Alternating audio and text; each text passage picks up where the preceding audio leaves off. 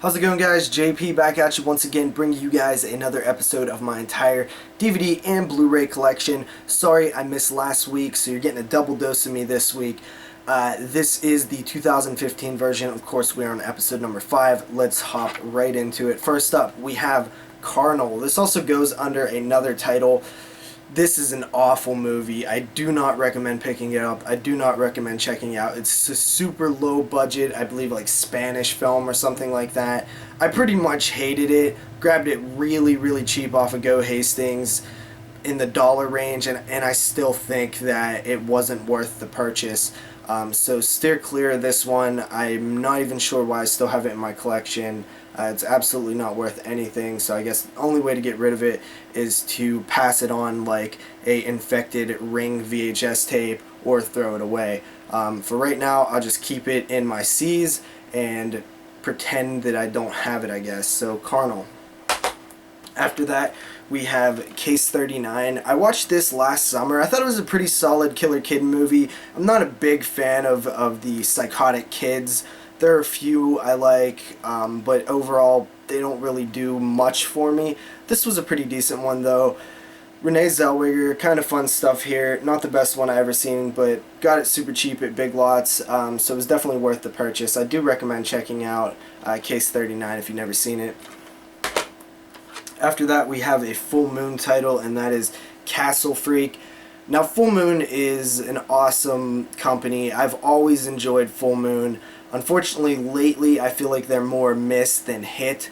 You have the classics like Castle Freak and Subspecies that really were in the 90s Full Moon era. And before that, you had the good stuff from the Empire era.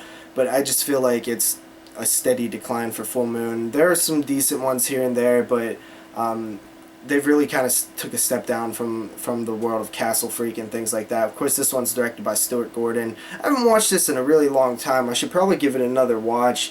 I remember it having, some plot holes and stuff like that, but the setting was awesome. Typical, grand full moon type of stuff here. I really enjoy Castle Freak. I definitely want to give it another watch sooner or later. After that, we have a film that I cannot wait to check out. I still don't know why I haven't checked it out yet, and that is Cemetery Man. Shout out to Movie Guy 666 for hooking me up with a copy of this. I love you, Zach. Thank you so much. I've been wanting to see Cemetery Man forever. I wouldn't be surprised if this got a Blu-ray announcement sooner or later. I do know that the rights are kind of all over the place, but I'm sure we'll see a Blu-ray of this film eventually, but I got the DVD here. I really need to crack this open and check it out because I've heard nothing but good things, and it's been on my to-watch list forever. So this one I'll definitely check out sooner rather than later.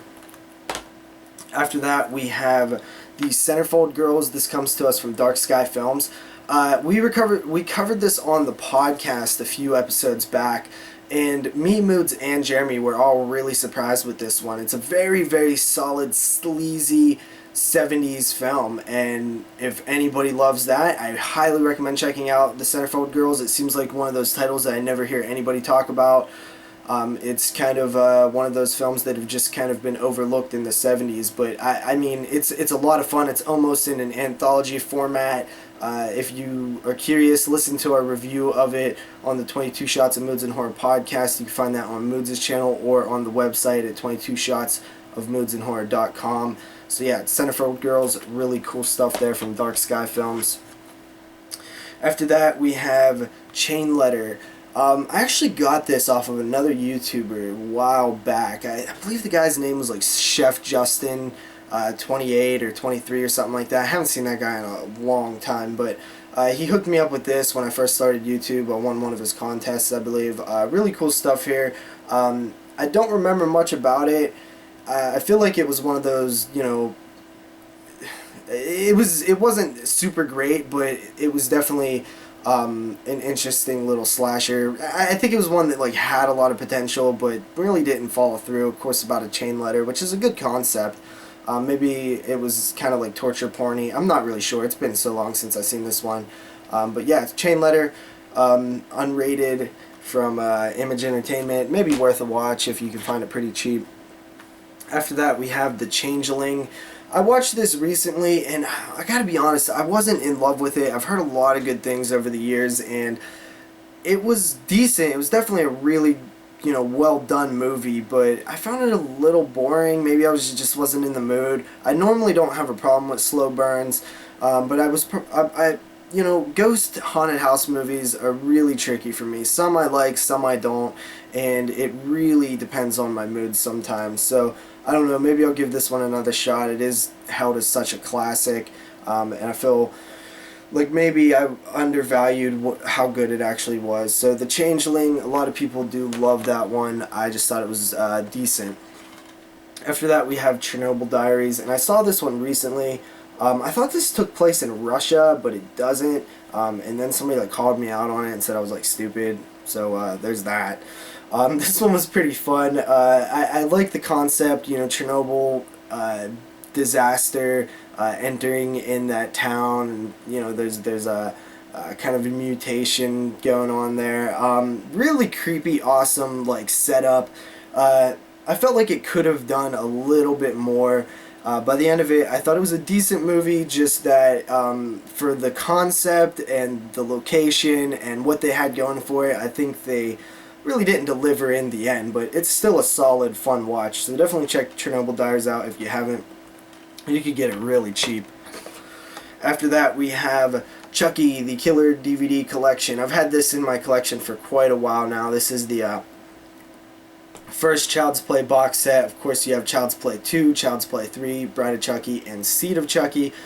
Of course, this was the box set put out by Universal that did not have the original Child's Play in it, unfortunately. But, they did release all of them on Blu-ray, but I'm not picking that up because I have a strange suspicion that we may see another company like Scream Factory pick up Child's Play 2 and 3.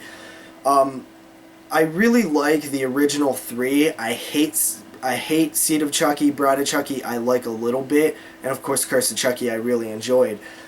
So I don't see a point to pick up the Blu-ray set as of right now because there are no special features for Child's Play 2 and 3, which are the only ones that I care about in that set besides the original, but I already have the original on Blu-ray and Curse of Chucky on Blu-ray, and those are the two that I care about along with 2 and 3, so why would I pick up the Blu-ray set for an upgrade on Bride of Chucky and Seed of Chucky? Just doesn't make sense for me, so I'm going to hold on to this. Maybe Child's Play 2 and 3 will get solo releases eventually, and I would pick those up on Blu-ray. I love the first 3 Child's Play films, and even Curse of Chucky. Awesome, awesome stuff. Can't wait to see what Don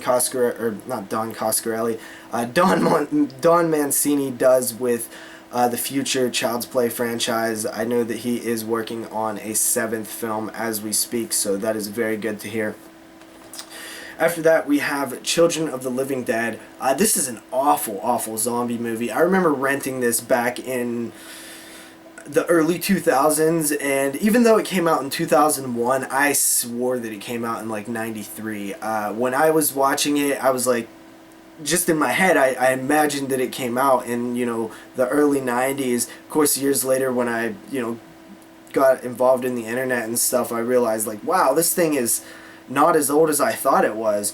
Very awful movie. There is a great character played by Tom Savini in the film. Unfortunately, he dies early on in the film.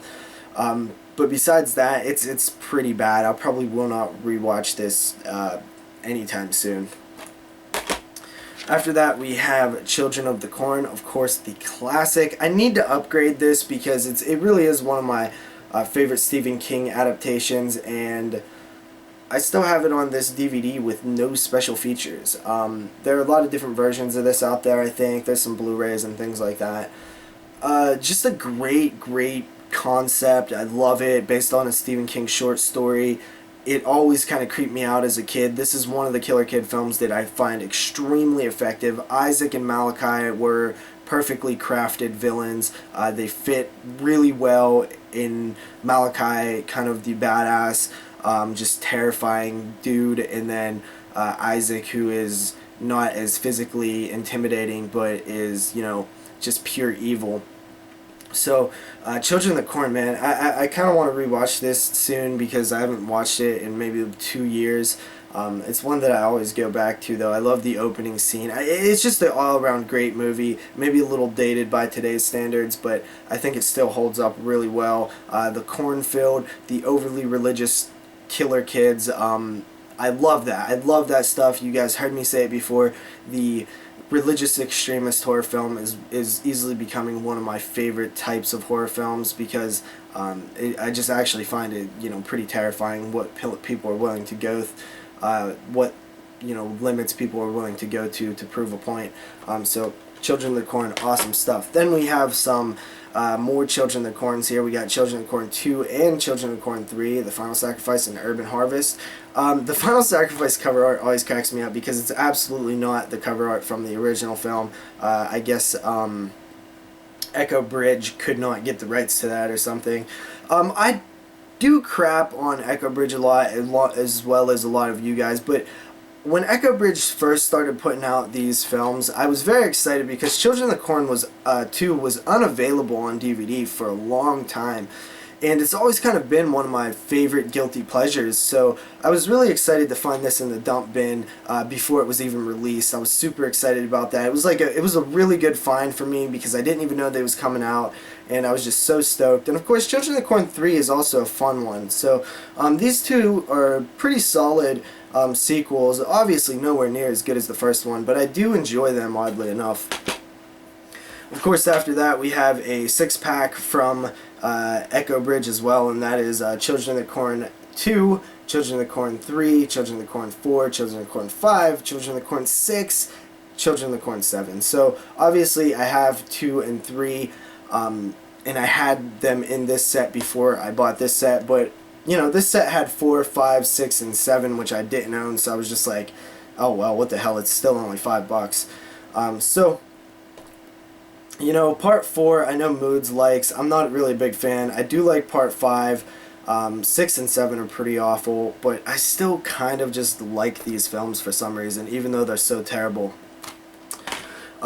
Stay tuned to the podcast because we do plan on eventually covering all of the Children of the Corn films, which should be a hilarious episode. After that, we have Chud, or Cannibalistic Humanoid Underground Dwellers. I love this film. This is a great, fun time. Chud is so much fun to me. It's sleazy, grimy, nasty, disgusting, filthy New York, which happens to be my favorite kind of New York, and I love films that take place in that era because that era does not exist anymore. So it's kind of like a time capsule. Of course, you got dirty, filthy Daniel Stern up in this bitch. I love Chud. It's a lot of fun. I've watched it so many times over the past couple years on DVD. So I'm a little burnt out on it now, but it's always a fun one to go back to. I just always like Chud. Chud is a lot of fun. After that, we have John Carpenter's Christine, and of course, this is a great one. I love Christine. Fantastic movie. Hopefully, it gets a Blu-ray release one day, and that would be amazing. And Christine, yeah, what more can you say about it? I've done reviews on it in the past. Banana Laser just did a full podcast on Christine. So it feels like I just pretty much watched it the way those guys break it down. But Christine, awesome stuff. Love that film. After that, we have Cloverfield, which I did a review for recently as well. I've actually really liked this one. This one's a lot of fun. Just something about it.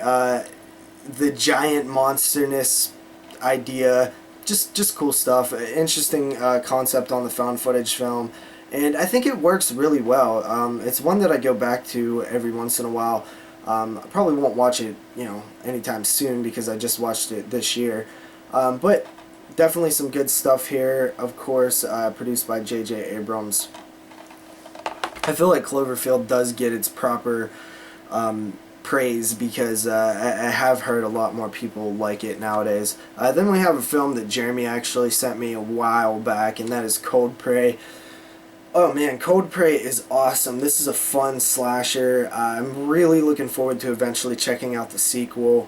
And if the third one ever gets released, I would like to check that one out as well. I can't remember where this is from. Possibly Norwegian, but I'm not sure. Anyway, a lot of fun. This is the winter setting, which I'm a fan of. It's just great stuff. I highly recommend Cold Prey. After that, we have The Collector, which I recently just seen maybe over the past year for the first time, and it was really good. I probably should have checked it out a lot sooner, but you know, I just kind of always put this one off, and you know, I heard people talk good about it for a long time, but I just thought it was going to be one of those films that may be a little overrated, and it turned out to be a really well-made movie. There's definitely some plot holes here and there in this film, but it's a lot of fun. After that, we have Compound Fracture, which I actually still have not watched, starring Derek Mears and Tyler Mane, I believe. So, Michael Myers and Jason in the same film. Not literally. Yeah, I've actually heard pretty bad things about this one, bad to mediocre, so I've kind of been putting it off for that reason. I'll definitely give it a shot eventually, it's just not high on my watch list. After that, we have Contagion. I recently did a review on this one as well. Very good movie. With the way that they portray the viral outbreak and sort of the, you know, attempted containment of it. It's very boring and talky, but what's boring to most people I actually found really intriguing, and I liked all of the talky stuff going on. So, very tame, but at the same time, the idea is what's scary. So I love Contagion. That was a great film. Probably won't watch it again anytime soon. Seems like one of those one and done type things, but it was definitely a good experience the first time I seen it. Then we have The Covenant, which, you know, I was a big fan of when it first came out. I really liked this one. I thought I must have been at the like perfect age to check it out. Of course, directed by Rennie Harlan. It is very over-stylized, and it honestly is kind of a little lame now that I've, you know, grown up a little bit and got more mature. But when this came out, I thought it was the shit. So I still do recommend it, but it's definitely a less quality film than what I thought it originally was. Still pretty decent, though. And finally, for this part, we have Creature, which I still haven't watched yet, but I've heard very mixed reviews about. I've never heard it was great, but I've heard it's bad or decent. And most of the time I think I hear it's bad, but then I'll hear somebody else say like, no, it's actually a little underrated, it's pretty cool. So who knows, I'll definitely eventually check it out. $2.95 at Dollar General, that was a good price for me. So I remember when this one was coming out, maybe like 2010-ish, 2011, and I thought it was really cool, because it had, it was supposed to be this like creature feature, and I guess it just bombed when it came out. So definitely had a decent amount of hype, but did not have very well follow through. So I'll see you guys next time with another part. Thank you for watching.